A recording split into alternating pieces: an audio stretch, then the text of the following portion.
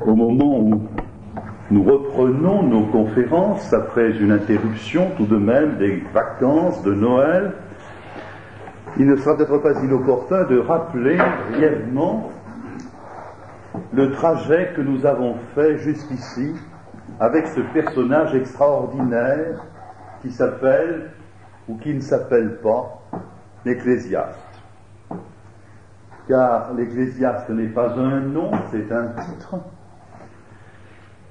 On a tendance aujourd'hui à l'appeler par le nom hébreu, Qoréleth, plutôt que par la transcription française de la traduction grecque du nom hébreu, l'Ecclésiaste, peut-être pour échapper à ce que ce terme peut avoir d'un peu ecclésiastique, alors que le livre, lui, ne l'est pas du tout, si l'on entend par ecclésiastique, ce qui fait penser à une institution quelque peu pompeuse peut-être.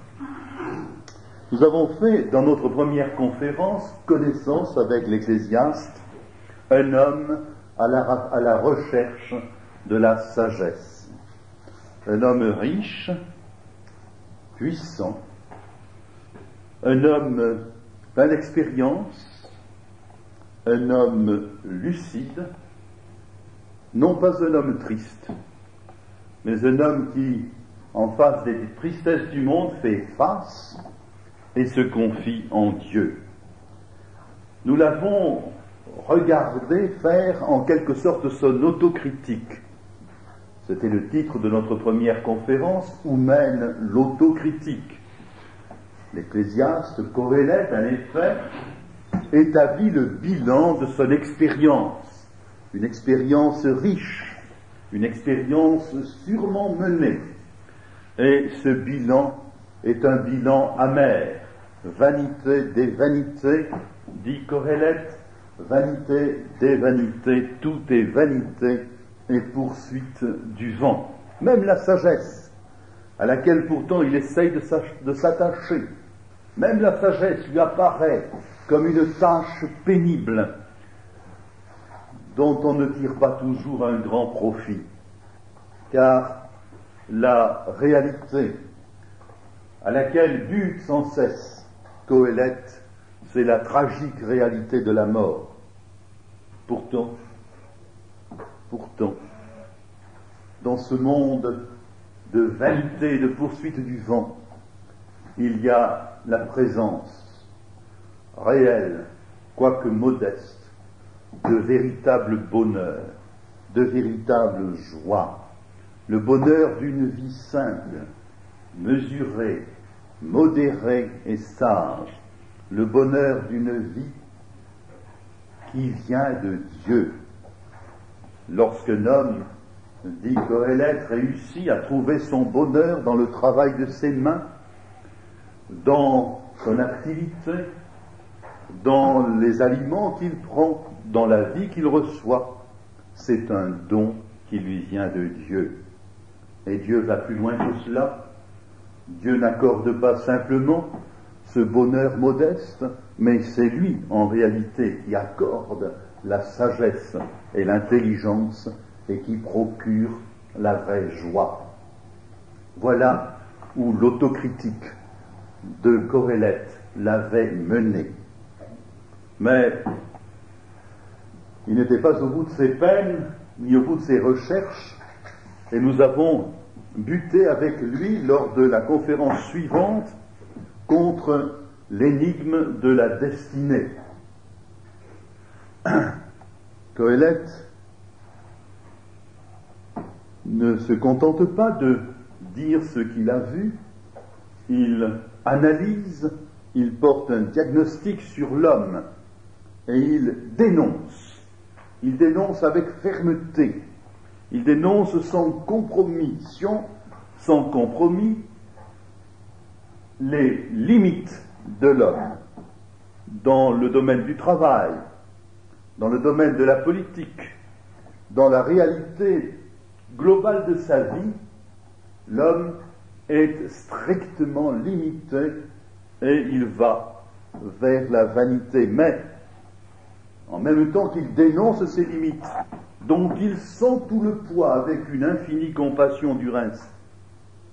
Qohélet annonce la bonté de Dieu, son œuvre souveraine, œuvre de justice et de sagesse. Dieu, en effet, a créé l'homme pour que celui-ci le rencontre et vive dans sa communion. Cela amène Qohélet à se poser le problème de la religion. Regard neuf, disions-nous, sur la religion. Qohélet, en effet, a regardé autour de lui. Il vit au milieu d'un peuple religieux, extrêmement religieux, qui accomplit avec soin, avec minutie, les rites d'une religion qui n'est pas une religion quelconque, mais qui est la religion révélée de Dieu lui-même. Or, derrière ces rites, derrière cette méticulosité, derrière ces soins et ces soucis, Qohélet dénonce le discours vain, le vide du discours d'une religion formaliste, ritualiste, magique, qui prétend dominer Dieu au lieu d'être à son service. Il dénonce la vanité d'une idéologie religieuse qui permet de prononcer beaucoup de discours, mais qui ne conduit pas à une œuvre juste. Par contre, il annonce la présence du Dieu vivant et vrai, du Dieu qui est, dit-il, au ciel, alors que toi tu es sur la terre, de ce Dieu que l'on doit craindre, c'est-à-dire révérer, aimer avec une profonde révérence, admirer avec un profond amour, ce Dieu qui nous invite au dialogue avec lui, car il nous parle et il nous écoute. Nous pouvons le prier, ce Dieu qui nous invite à l'action juste et au service des autres, car là est le bonheur. Et nous avons discerné, à travers ces études, qu'elles étaient un peu dans une espèce de perspective dont le point de fuite vers lequel convergent toutes les lignes est finalement l'accomplissement de toutes choses en Jésus-Christ. Ce que dit Qohélet n'est qu'un commencement, n'est qu'un jalon d'une route qui aboutit à la révélation parfaite de Dieu en Jésus-Christ. Mais, et ce sera le thème de notre 4e conférence, mais à regarder ainsi le monde en face, à examiner les choses et les hommes sans accepter de tomber dans l'illusion, sans recouvrir d'un voile de mensonge la réalité. On est guetté par la tentation du désespoir, on est guetté par le vertige du néant. En effet, elle ne manque pas les raisons de désespérer. Et le chapitre 6 de Qohélet, de l'Ecclésiaste, que nous allons ce soir parcourir, est peut-être le chapitre le plus noir, le plus sombre en tout cas, de cette œuvre. Et pourtant, il n'est pas sans espérance. Mais là on sent qu'existe la tentation du désespoir. Voici d'abord que Qohélet, avec cette façon abrupte qui est la sienne, nous présente un mal, dit-il, que j'ai vu sous le soleil, un mal qui est immense pour l'humanité. Voici un homme, à qui Dieu donne richesse, ressources et gloire, à qui rien ne manque pour lui-même de tout ce qu'il désire, mais à qui Dieu ne laisse pas la faculté d'en jouir, car c'est quelqu'un d'étranger qui en jouit. Voilà une vanité, voilà une amère souffrance.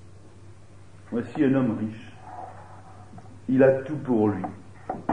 La richesse, et ce qu'elle donne, les ressources, c'est-à-dire pas seulement des biens actuels, immédiatement réalisables, mais des possibilités pour l'avenir. Il a mieux encore, il a la gloire, il est considéré, il est honoré, il a de l'influence, il a donc du pouvoir. Voici cet homme qui devrait être heureux.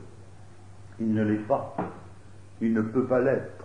Ce qu'il a, ce qu'il croit avoir, voici qu'il ne le tient plus, voici que ce n'est plus à lui, voici qu'un étranger le dévore. Voici encore un homme, dit l'Ecclésiaste, qui engendre 100 fois et vit de nombreuses années, mais qui, si nombreux soient les jours de ces années, ne se rassasie pas de bonheur et n'a même pas de sépulture. Je dis, l'avorton vaut mieux que lui, car c'est en vain qu'il est venu, il s'en va dans les ténèbres. Par les ténèbres, son nom sera recouvert. Il n'a même pas vu le soleil et ne l'a pas connu. Il a du repos plus que l'autre. Même si celui-ci avait vécu 2 fois 1000 ans, il n'aurait pas goûté le bonheur. Voici un homme qui a des enfants. Plus d'enfants qu'on n'en a jamais eu. Qoéleth ne prête qu'aux riches, comme tout le monde. Et cet homme riche se trouve pourvu d'une postérité immense, 100 enfants. Et vous savez combien dans Israël, avoir des enfants était considéré comme une marque de la bénédiction de Dieu. Combien c'était considéré comme une faveur divine.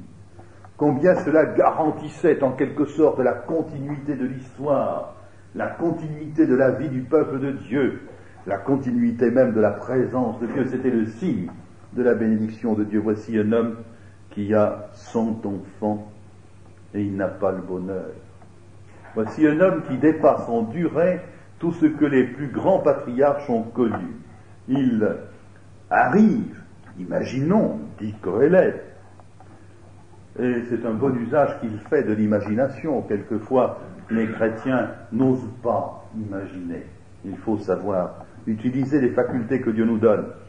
Eh bien, Qoéleth imagine, supposons qu'il ait 2 fois 1000 ans, 2 millénaires, 20 siècles. 20 siècles. Et nous sommes au 20e de l'ère chrétienne. Imaginez-le, ce contemporain de Jésus-Christ et de l'apôtre Paul vivant aujourd'hui.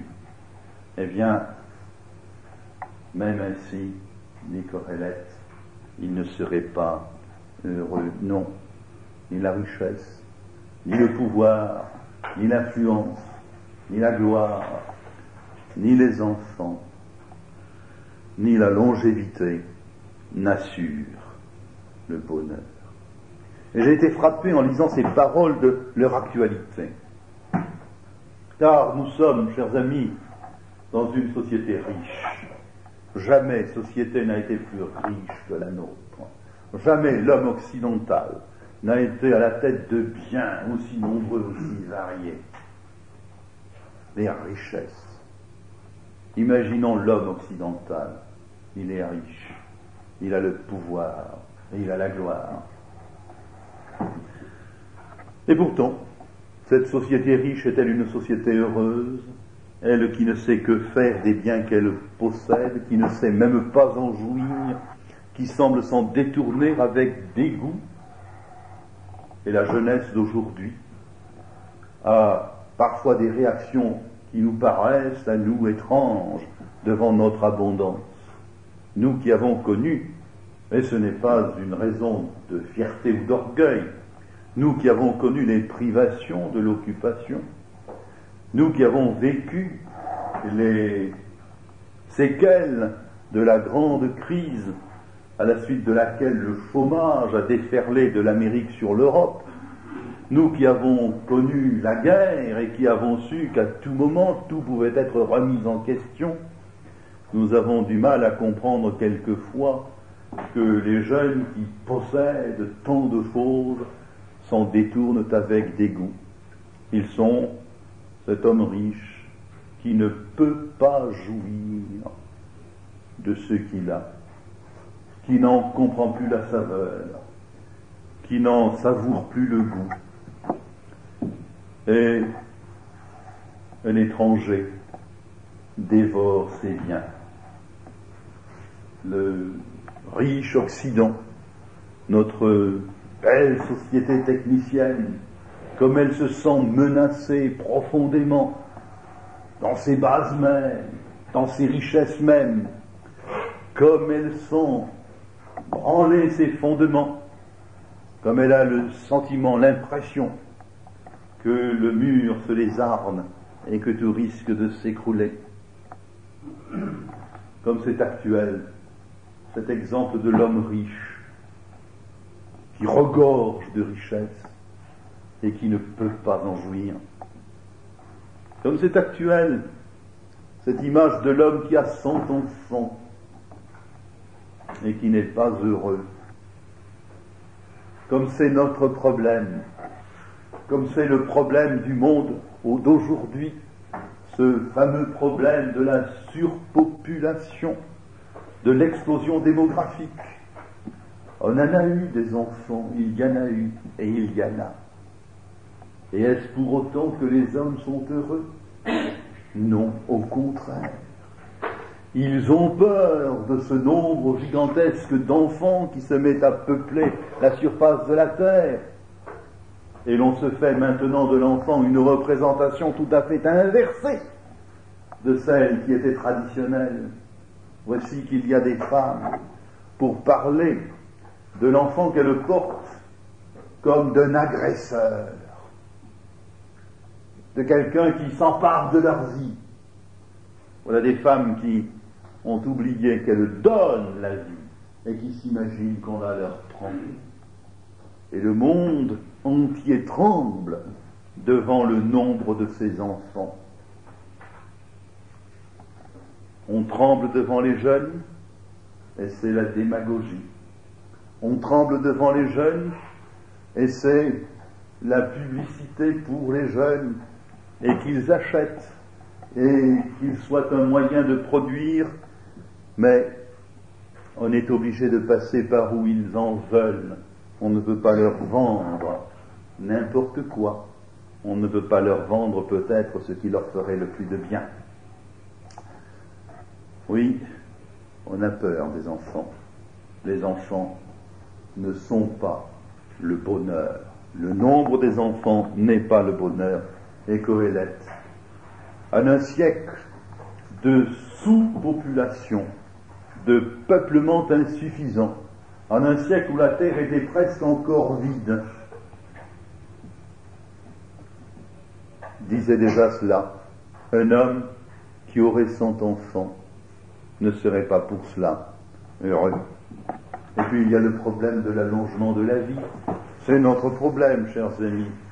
Nous avons, paraît-il, une espérance de vie de 70 ans, je me trompe peut-être, j'oublie toujours les chiffres, mais à peu près.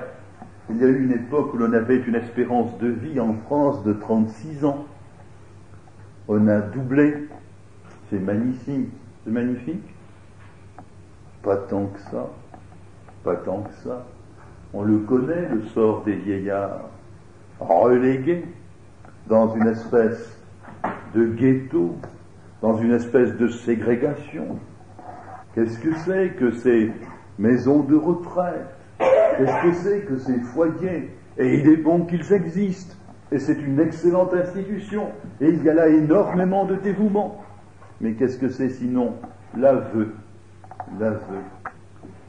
Il y a des vieillards qui ne sont pas heureux, et des enfants qui ne sont pas heureux de voir leurs parents vieillir. Et puis, c'est aussi notre problème sur le plan économique. On vous parle de la pyramide des âges, et on s'aperçoit qu'elle est en train de s'inverser, et qu'il y aura un jour, peut-être, je souhaite que cela ne soit pas, mais mes souhaits ne peuvent rien contre la réalité, il y aura peut-être un jour plus de vieillards à la retraite que de jeunes hommes au travail. Et alors se posera le problème de savoir comment faire subsister les vieillards. Et pendant ce temps, les savants qui sont des savants cherchent et espèrent trouver des moyens nouveaux de prolonger encore de quelques jours, de quelques mois, de quelques années la vie humaine. Certains même vont jusqu'à imaginer que l'on pourrait vaincre la mort, avoir des hommes qui ne mourraient plus. Imaginons un homme qui vive 2000 ans. Croyez-vous qu'il serait heureux de les vivre? Non, cela non plus. Nous pouvons le dire après Corélette, et avec lui, cela non plus n'est pas une source de bonheur, au contraire. Au contraire. Mais alors il y a peut-être le pauvre. Mais alors le pauvre, lui, est peut-être heureux. Eh bien, Coëlette ne s'en laisse pas compter là-dessus, pas plus d'ailleurs que le reste de la Bible. Voici ce qu'il dit. En effet, quel profit peut avoir le pauvre qui s'est allé de l'avant face à la vie, ou comme dit une autre traduction, qui sauve sa vie à la face des vivants, ou qui sait se conduire devant les vivants. Voici un pauvre, voici un indigent. Et il réussit à vivre, il réussit à tenir le coup, c'est formidable. C'est merveilleux. Et il réussit à tenir le coup au milieu de ses congénères, de ses compatriotes, de ses concitoyens, de ses contemporains. Il est là. Il réussit à tenir le coup parce qu'il sait y faire, il est habile, il ne se fait pas écraser, il sait à quelle porte s'adresser peut-être. Il est pauvre. Et quel profit en retire-t-il? La question emporte la réponse. Non, la pauvreté n'est pas un gage, n'est pas une garantie de bonheur. Vous me direz, nous nous en doutons. Croyez-vous que ce soit si sûr que cela pour tout le monde? N'y a-t-il pas eu à certaines époques du monde un refus de toute richesse? Et n'avons-nous pas vu récemment sur nos routes des jeunes et quelquefois des fils de riches qui partaient, abandonnant tout, pour être enfin pauvres et espérant trouver dans cette pauvreté qu'ils choisissaient un bain de pureté et un gage de bonheur? Combien sont partis qui en sont revenus? Combien sont partis qui ne sont jamais arrivés nulle part? Combien sont partis qui errent encore, pauvres, d'une pauvreté illusoire, mais en tout cas pas plus heureux qu'avant? Oui, Corélève ne se laisse pas aller à ce qui serait une exaltation romantique de la pauvreté. Comme la Bible, il sait que la pauvreté est un mal, et il dit cette prière que l'autre a dite aussi avec lui: éloigne de moi la richesse et la pauvreté. Mais alors peut-être y aura-t-il quelque bonheur pour l'homme sage. Le sage, lui, est un homme heureux. C'est ce qu'ont dit les stoïciens. C'est ce qu'ont dit bien d'autres. Coëlette ne se fait pas d'illusions sur le sort du sage. Et il dit: qu'a le sage de plus que l'insensé? Qu'a le sage de plus que l'insensé? Eh bien, il n'a pas grand-chose. Si l'insensé est vraiment l'insensé, si c'est un homme qui ne juge pas la situation, qui ne comprend pas ce qui se passe, eh bien, l'insensé peut être aussi insensible à certaines choses. Il passe peut-être à côté de bien des mots, mais le sage, qui pèse chaque situation, qui se rend compte de chaque moment de sa vie, qui mesure leur valeur et qui voit autour de lui tant de misère, tant d'injustice, tant d'indignité, tant de honte, comment le sage serait-il heureux? Qu'a-t-il de plus que l'insensé, sinon des raisons supplémentaires de désespérer. C'est que, dit Qoéleth, l'homme est un être insatiable. Tout le travail de l'homme est pour sa bouche et pourtant son désir n'est pas comblé.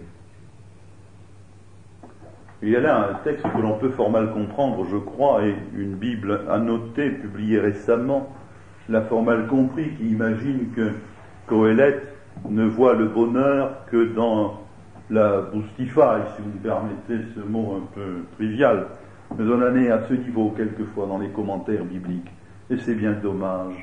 Non, je crois que c'est beaucoup plus simple que ça. Quand nous travaillons, qu'est-ce que nous en retirons?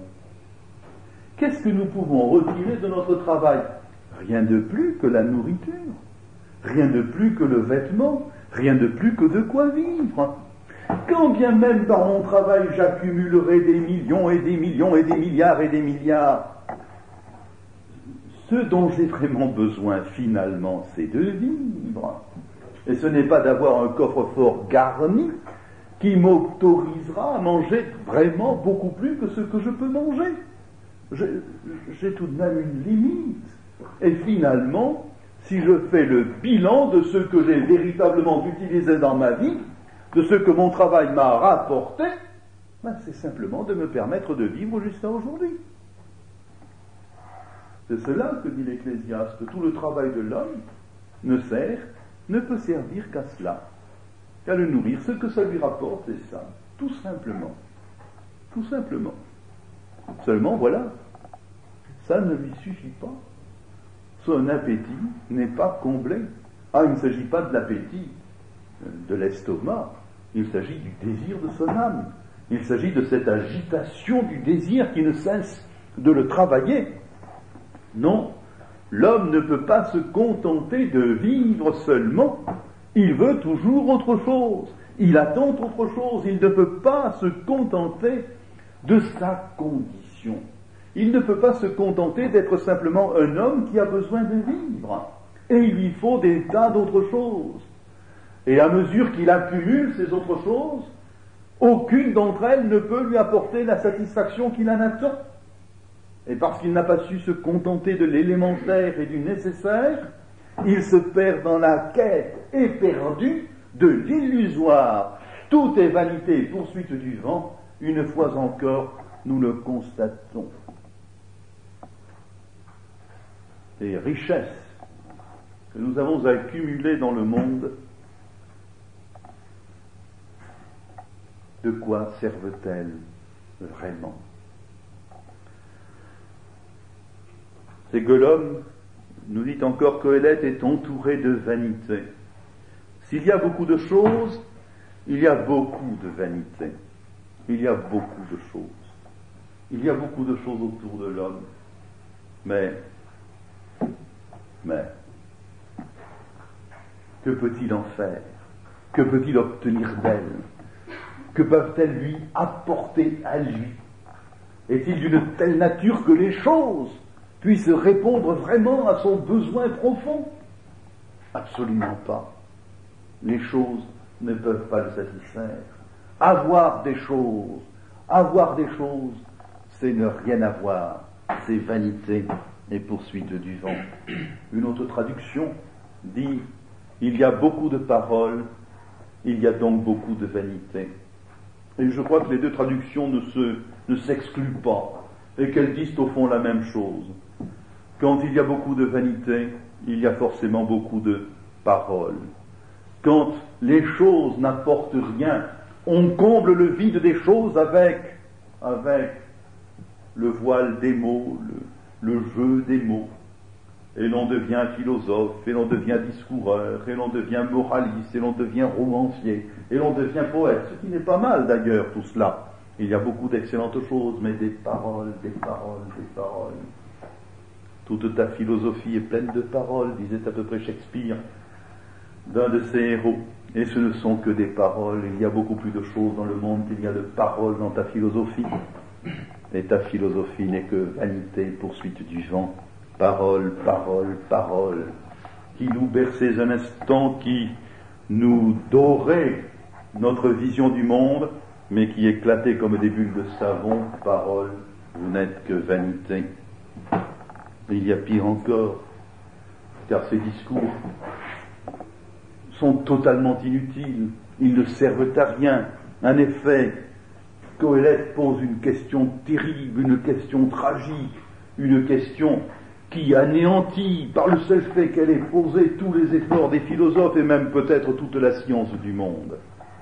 Et pourtant, comprenez-moi bien, moi j'aime beaucoup la philosophie, j'aime beaucoup la science, je ne voudrais pas dire quoi que ce soit qui pût arrêter un instant quelqu'un de chercher, soit dans un domaine, soit dans un autre.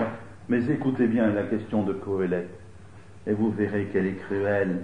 En effet, dit-il, qui sait ce qui est utile à l'homme pendant l'existence, pendant les nombreux jours de sa vaine existence qu'il passe comme une ombre. Qui sait ce qui est utile à l'homme? Réfléchissez-y, chers amis.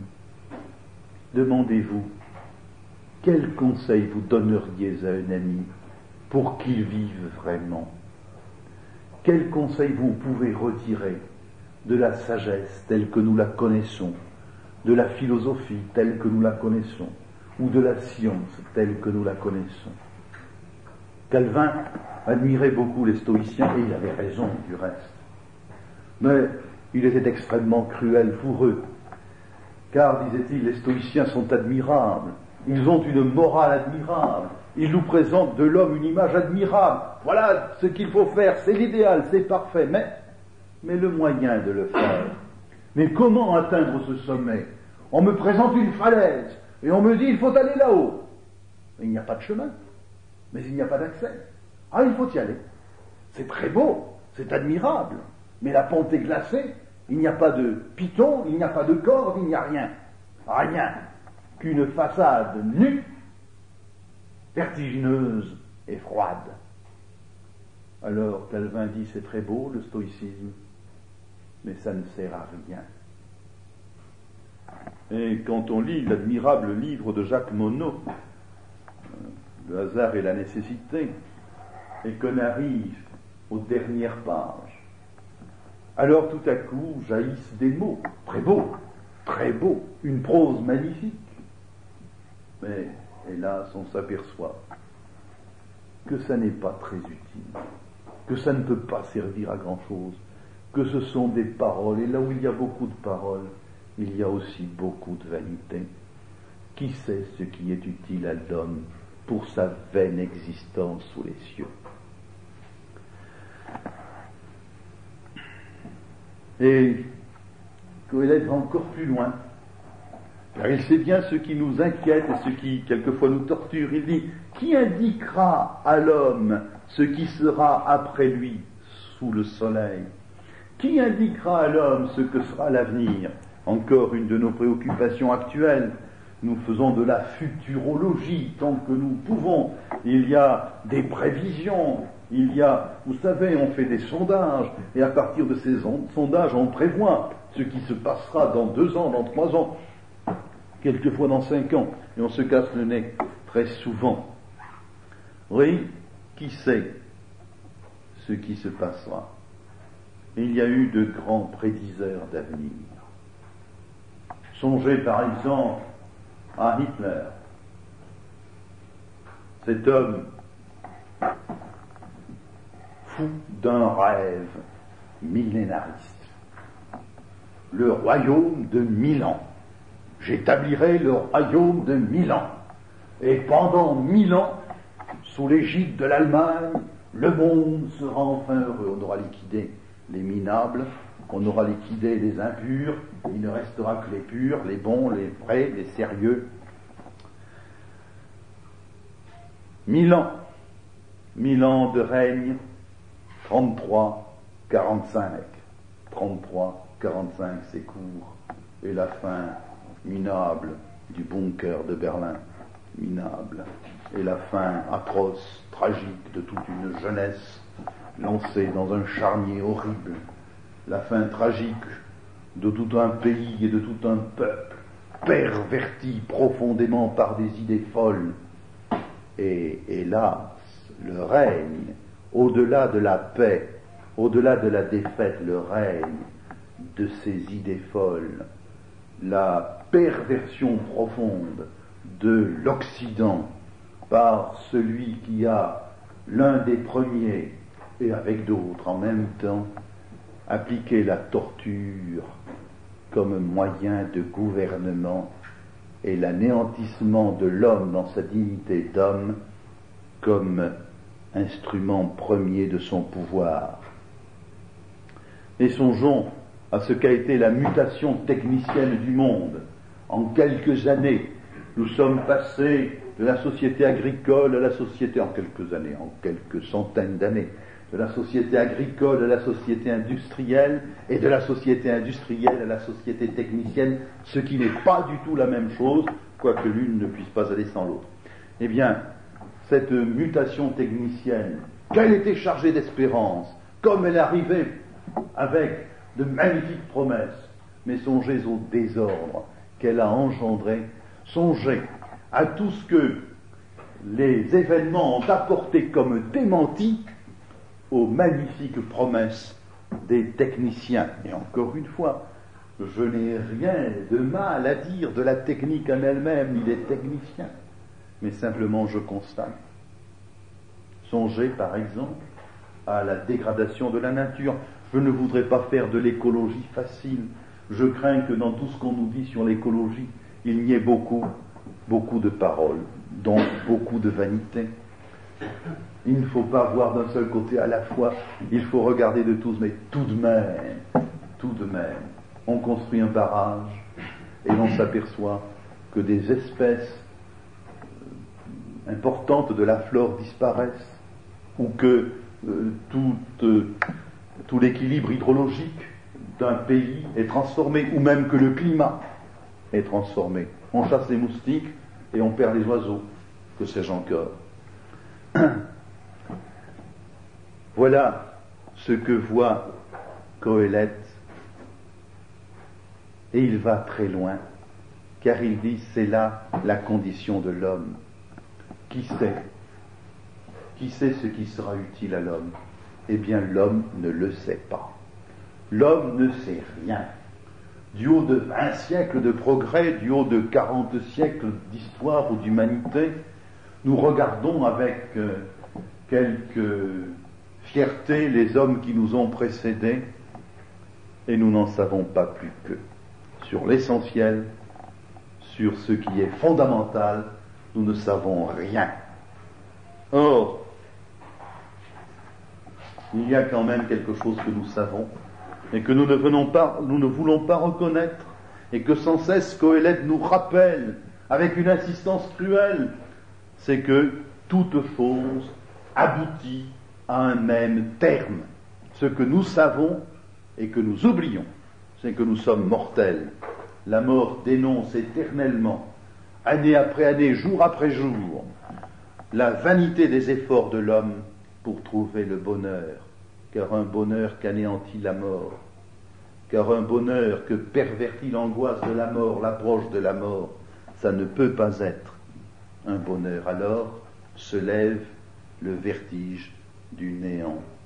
Alors, et une fois de plus, car il l'a déjà dit ailleurs, Qoéleth, l'Ecclésiaste, se met à envier l'avorton. Je dis, l'avorton vaut mieux que lui, car l'avorton est venu en vain. Il s'en va dans les ténèbres. Par les ténèbres, son nom sera recouvert. Il n'a même pas vu le soleil et ne l'a pas connu. Parole tragique, parole démesurée. Ne pas vivre vaut-il mieux que d'avoir vécu? Le néant vaut-il mieux que l'être? Voilà la question que nous pose ce soir Qoéleth. Mais poser cette question, c'est précisément aborder le fond du problème. Car toutes ces remarques que je viens de rappeler et qui sont dans ce chapitre 6 de notre livre convergent vers un diagnostic. Et ce diagnostic, j'en signalerai simplement quelques points. Et d'abord, dans sa quête de bonheur, quête que Qoéleth ne condamne pas, au contraire, il la partage. L'homme s'est arrêté à la conquête des moyens. Il a cru que l'argent, le pouvoir, le savoir, le nombre, la longévité, la technique pouvaient lui assurer ce qui, évidemment, les dépasse, ce qui est sans rapport avec eux. Je ne veux pas dire, et ce que j'ai dit sur la pauvreté, je pense, vous l'a fait comprendre, qu'il suffit de ne pas avoir d'argent pour être heureux. Mais je dis que ce ne sont pas les moyens du bonheur qui constituent le bonheur. Tous les moyens n'arrivent jamais, même s'ils sont réunis, et entre les mains du plus habile et du plus intelligent, n'arrivent jamais à donner le bonheur. Il y a une solution de continuité, il y a un dérapage, il y a un décalage, il y a un saut qualitatif, il y a une différence totale entre les moyens et la réalité que l'on recherche par ces moyens.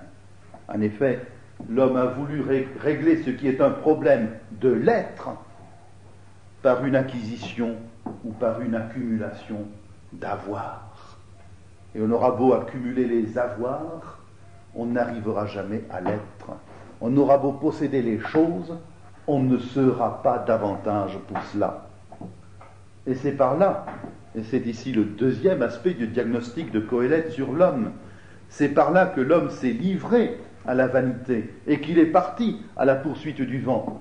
Car ces moyens n'ont rien d'assuré, n'ont rien de stable, n'ont rien de solide. Il n'y a là rien d'acquis, rien de définitif. Tout cela passe, tout cela branle, tout cela casse. Tout aboutit à la mort, rien n'y échappe. En fait, il y a plus grave encore, c'est que le désir profond de l'homme est d'une telle nature qu'il ne peut pas être assouvi. Ce que désire l'homme, c'est d'échapper à sa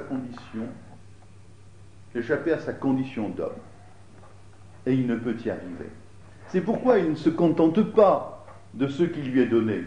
C'est pourquoi il ne peut pas accepter que son travail lui donne de quoi manger. Il veut encore autre chose. Parce qu'il espère qu'en ayant autre chose, il dépassera ce qu'il est. Mais, dit Qoéleth, ce qui est, a déjà reçu un nom. Il a dit, autrefois, ce qui est a déjà été. Rien de nouveau sous le soleil. Et cela veut dire que, en réalité, même si les situations changent, même si les apparences changent, même si l'homme du XXe siècle ne ressemble pas tellement à l'homme du temps de Qoéleth, pourtant la condition de l'homme, sa condition profonde, reste la même. Il veut dire par là, pire encore, que ce qui apparaît, que ce qui émerge, que ce qui vient à la vie a déjà reçu son nom, est déjà nommé, est déjà connu, est déjà déterminé. Ah, nous imaginons lorsqu'un bébé vient de naître, lorsqu'apparaît cette vie neuve et fraîche, nous imaginons qu'il y a là quelque chose de nouveau. Il est déjà vieux, le bébé qui vient de naître. Il a des milliers d'années derrière lui. Il est vieux de toute la vieillesse de notre monde, de toute la vieillesse de notre humanité. Nous disons quelquefois que notre jeunesse actuelle est blasée, mais c'est peut-être parce qu'elle est vieille de notre vieillesse. Et ce bébé qui vient de naître porte en lui une détermination absolue. La science ne nous donne guère d'apaisement à ce sujet. Elle n'ose guère parler de liberté. Elle parle d'acide désoxyribonucléique. Elle parle de l'ADN, elle parle des chromosomes. À l'avance, l'œil de cet enfant sera bleu et il ne pourra jamais être noir. À l'avance, le caractère de cet enfant sera ce qu'il sera et il ne pourra jamais être autrement. Il y a une détermination. On n'échappe pas. Ce qui apparaît a déjà reçu son nom. Et n'est-ce pas la même chose dans la politique ? Nous sommes à une époque où la politique se gargarise du mot de liberté, liberté, liberté. Oui. Et elle voudrait, cette politique, trouver quelque chose de neuf, inventer des moyens nouveaux. Et nous remarquons que c'est partout la même chose et que l'on retombe toujours dans les ornières anciennes. On a inventé des systèmes, on a remodelé des régimes, on a transformé la carte de la Terre. Mais où est la liberté? C'est partout la fatalité qui mène la politique. L'homme politique arrive au pouvoir, conscient d'avoir promis des choses importantes, désireux de les accomplir, assuré de son pouvoir, et c'est pour se rendre compte qu'il a rêvé et qu'il ne peut rien. La politique, c'est peut-être le rêve de la liberté, le roman de la liberté, mais c'est le règne de la fatalité, de la nécessité. Et le monde moderne tout entier, épris de liberté, n'est-il pas un monde qui se soumet à la fatalité technique? N'est-il pas un monde qui n'arrive pas à se débarrasser de ses scléroses et de ses habitudes? Et Qoheleth va un tout petit peu plus loin lorsqu'il dit, au verset 10, lorsqu'il dit « Ce qui a été, nous avons espéré qu'il nous révélerait un monde nouveau, mais tournant leur regard vers le vaste univers, ils n'ont trouvé qu'une chose à admirer, la terre, et ils ont reconnu qu'ils étaient vraiment, non pas des lunaires, non pas des spatiaux, non pas des cosmiques, mais tout simplement des terrestres. Et l'homme a beau essayer d'échapper à sa terrestre condition, il demeure poussière, il demeure créature, il ne peut pas être créateur, il ne peut pas se détacher de cette condition qui est la sienne et qui demeurera toujours. C'est pourquoi, et c'est là la fin du diagnostic, c'est pourquoi il faut en venir à Dieu. Le diagnostic aboutit à une thérapeutique. Mais cette thérapeutique a des fondements. Il faut en venir à Dieu parce que c'est de lui que tout dépend. Vous vous souvenez de ce riche dont nous parlions tout à l'heure? C'était un homme à qui Dieu avait donné. Dieu avait donné richesse, puissance, gloire et tout ce qu'il fallait pour le rassasier. Mais ce même Dieu qui lui avait donné ces choses ne lui avait pas donné la faculté d'en jouir. Dieu est capable de donner, mais Dieu est capable de retirer. Dieu est libre de donner. Personne ne peut obliger Dieu à donner. Dieu n'est pas obligé à donner. Quelle dette a-t-il à notre égard? Que nous doit-il? Il est libre de donner. Et ce que nous pouvons dire, c'est qu'il donne. C'est qu'il a donné, c'est qu'il donne encore. C'est que sans cesse et sans cesse abondent de sa part les bienfaits et les bénédictions. Il donne, il donne, il donne, mais il retire aussi. Job l'avait appris dans sa chair et dans ses affections, dans ses biens et dans sa vie. Dieu l'a donné, Dieu l'a ôté. En réalité, il y a cette possibilité de la liberté du seul être libre qui soit, de donner et de retirer. Et ce que Qoheleth ajoute, c'est que nous ne pouvons pas contester contre lui.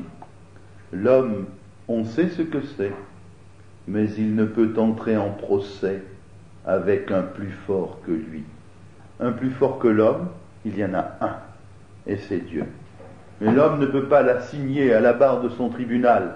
L'homme ne peut pas le faire asseoir au banc des accusés et lui dire « Rends-nous des comptes, que nous as-tu fait, que veux-tu nous faire ? Regarde ce que tu aurais dû faire. » Vous vous imaginez en train de dire à Dieu « Regarde un peu ce que tu aurais dû faire ?» c'est pour le coup que l'avorton dont il était question tout à l'heure, et qui n'était même pas né, qui n'avait même pas existé, apparaîtrait comme beaucoup plus intelligent que nous, car au moins lui, il se tairait. Or, c'est en regardant à Dieu, à ce Dieu-là et pas à un autre, que l'on aperçoit la solution. Et cette solution, nous allons rapidement la décrire. Ce qu'a constaté Qoéleth, et c'est le fond de son diagnostic, c'est ce qui est derrière, c'est qu'il n'y a pas de bonheur là où il n'y a pas la bénédiction de Dieu. Il peut y avoir la richesse, il peut y avoir le pouvoir, il peut y avoir tout ce que l'on voudra, il peut y avoir les enfants, mais s'il n'y a pas la bénédiction de Dieu, tout cela devient autant de mots. Il peut y avoir la santé, il peut y avoir la vieillesse, il peut y avoir la longévité, et la longévité avec la santé, ça existe, mais là où il n'y a pas la bénédiction de Dieu, là il n'y a pas non plus le bonheur.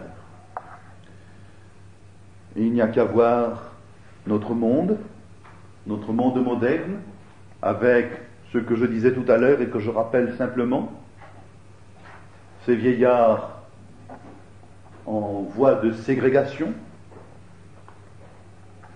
ces enfants dont on a peur, ces richesses dont on ne sait plus que faire. Seulement, le monde moderne, où cherche-t-il le bonheur? Dans la bénédiction de Dieu? S'en occupe-t-il seulement? Certainement pas. Et là où il n'y a pas la bénédiction de Dieu, il n'y a pas le bonheur. Or, ce Dieu est le plus fort. Ce Dieu est le plus fort. C'est celui contre lequel l'homme ne peut pas contester, c'est celui que l'homme n'a pas intérêt à attaquer. Qoéleth sait que Dieu est le plus fort, parce qu'il est lui-même situé dans un peuple qui a reçu la révélation de Dieu, qui a reçu la révélation du dessein de Dieu, de la pensée de Dieu concernant le monde. Ce peuple qui sait, depuis des siècles, que Dieu veut bénir les hommes, que le dessein de Dieu, c'est justement la bénédiction. En Abraham, le monde entier a été béni. Pour tous les peuples de la terre, pour tous les hommes ici-bas, Dieu est en voie d'apporter la bénédiction. Cela, Qoéleth le sait, cela, Qoéleth le connaît, mais il ne connaît qu'une partie. Il vit bien avant Jésus-Christ, et nous avons le reste. Qoéleth désigne un chemin qui va vers Jésus-Christ, mais nous voyons le but qu'il se contente de montrer de loin. Qoéleth sait déjà que l'homme ne saurait échapper à sa condition, et que sa condition est d'autant plus douloureuse que tous les hommes ont péché. Dans le chapitre suivant, il déclare « Aucun homme n'est assez juste sur la terre pour faire le bien sans péché. » On se plaint quelquefois du pessimisme de l'Ecclésiaste. Je trouve cette formule au contraire très douce. L'apôtre Paul dira « Il n'y a pas de juste, non pas même un seul », et ça peut nous paraître exagéré. Ça ne l'est pas quand on y réfléchit, quand on analyse le texte, quand on voit ce que l'apôtre Paul veut dire. Mais voyez comme Qoéleth, par une formule beaucoup plus douce, nous fait comprendre l'apôtre Paul. Il n'y a pas un seul homme assez juste sur la terre pour faire le bien sans péché. Et péché, ça veut dire se tromper, ça veut dire rater la cible, ça veut dire manquer le but, ça veut dire ajouter quelque chose qui pervertit ce que l'on était en train de faire. Un juste, c'est un homme qui veut faire le bien. Il y en a certainement, beaucoup dans le monde, mais pas un qui soit capable de ne pas commettre de faute. Il sait cela, Qoéleth, mais il sait en même temps que dans ces ténèbres, que dans cette tristesse brille une lumière qui vient de Dieu. Il sait que Dieu est à l'œuvre. Et il nous dit qu'à l'homme qui lui plaît, Dieu donne le bonheur. Il sait aussi que la sagesse, qui consiste à craindre Dieu, profite à ceux qui voient le soleil. Même si tout à l'heure il avait l'air d'en douter, il sait qu'il y a un profit quand même dans cette sagesse. Eh bien, ce que Qoéleth ne faisait qu'entrevoir, nous le voyons, nous, dans l'Évangile. En Christ, en effet, le dessein de Dieu s'est accompli. Ce qui n'était qu'une promesse est devenu une réalité. La bénédiction de Dieu est venue sur la terre. La grâce de Dieu a surabondé. Cette grâce de Dieu, c'est d'abord le pardon. C'est le pardon offert à tous les pécheurs, à condition bien entendu qu'ils reconnaissent qu'ils sont des pécheurs, qu'ils abandonnent la vaine quête de vanité à laquelle ils se sont livrés et qu'ils se tournent vers le Christ. Le pardon de Dieu, la grâce de Dieu est capable de libérer l'homme, non pas sans doute de sa condition de créature de Dieu, de sa condition d'homme dans la poussière, mais de la vanité à laquelle il est attaché, à laquelle il est soumis. L'homme qui a rencontré le Christ est un homme illuminé, je veux dire par là un homme qui a reçu une grande lumière, un homme qui marche dans la lumière. Il sait où est la vanité et il n'y court plus. Il sait où est le mensonge et il ne s'y fie plus. Il sait où est l'illusion et il ne s'en enivre plus. Il va dans la réalité, dans la vérité, dans l'amour véritable, dans ce qui demeure, dans ce qui est éternel, parce que c'est son domaine, parce que c'est son royaume, parce que c'est là qu'il a été transporté par Dieu, qu'il a transporté du royaume des ténèbres au royaume du Fils de son amour, là où règne la lumière de Dieu, la sagesse de Dieu, la justice de Dieu, la sainteté de Dieu, la vérité de Dieu, et par-dessus toute chose, l'amour de Dieu. Alors, l'homme sait où est le bonheur, et il le sait aisément, parce que celui-là même qui nous a apporté la grâce nous indique les voies du bonheur. Le bonheur n'est pas dans les richesses, le bonheur n'est pas dans le pouvoir, le bonheur n'est pas dans la gloire. Il est dans la disposition d'un cœur contrit et brisé qui se confie en Dieu. Heureux, dit Jésus, les pauvres de cœur, car le royaume des cieux est à eux. Heureux les doux, ils auront la terre en partage. Heureux ceux qui pleurent, ils seront consolés. Heureux ceux qui ont faim et soif de la justice, ils seront rassasiés. Heureux les miséricordieux, il leur sera fait miséricorde. Heureux les cœurs purs, ils verront Dieu. Heureux ceux qui font œuvre de paix, ils seront appelés fils de Dieu. Heureux ceux qui sont persécutés pour la justice, le royaume des cieux est à eux. Heureux êtes-vous lorsque l'on vous insulte, que l'on vous persécute, que l'on dit faussement contre vous toutes sortes de mal à cause de moi. Soyez dans la joie et l'allégresse, car votre récompense est grande dans les cieux. C'est ainsi en effet qu'on a persécuté les prophètes qui vous ont précédés. Ainsi le bonheur n'est pas dans la gloire, mais dans la persécution. Il n'est pas dans la richesse, mais dans l'esprit de pauvreté qui est beaucoup plus difficile que la pauvreté. Il n'est pas dans la fierté, mais dans l'humilité. Ceux qui pleurent à cause de leur faute, ceux qui pleurent à cause du malheur du monde, ceux qui pleurent à cause du péché qui règne sur le monde, ceux-là seront consolés. Et c'est au fond de cela que les hommes ont besoin, c'est d'être consolés. Ce n'est pas d'être enivré de je ne sais quel opium, ce n'est pas d'être entraîné vers je ne sais quels enthousiasmes, ce n'est pas de se détacher d'eux-mêmes et de vivre dans des utopies, mais c'est d'être consolé de leurs malheureuses conditions. C'est de découvrir que Dieu les aime. C'est de découvrir que Dieu les a aimés au point de donner son Fils pour eux. C'est de découvrir que Dieu n'est pas éloigné d'aucun d'entre nous, comme le dit à peu près l'apôtre Paul. Et c'est là une réalité pour maintenant. Certes, l'Évangile nous présente les promesses de la vie à venir, mais il a les promesses de la vie présente. Il est pour ici, il est pour maintenant.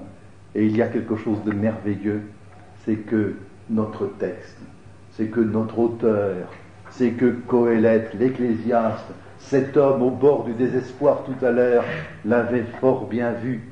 Et je vous lis ce qu'il dit: mieux vaut ce que les yeux voient que la vaine agitation des désirs.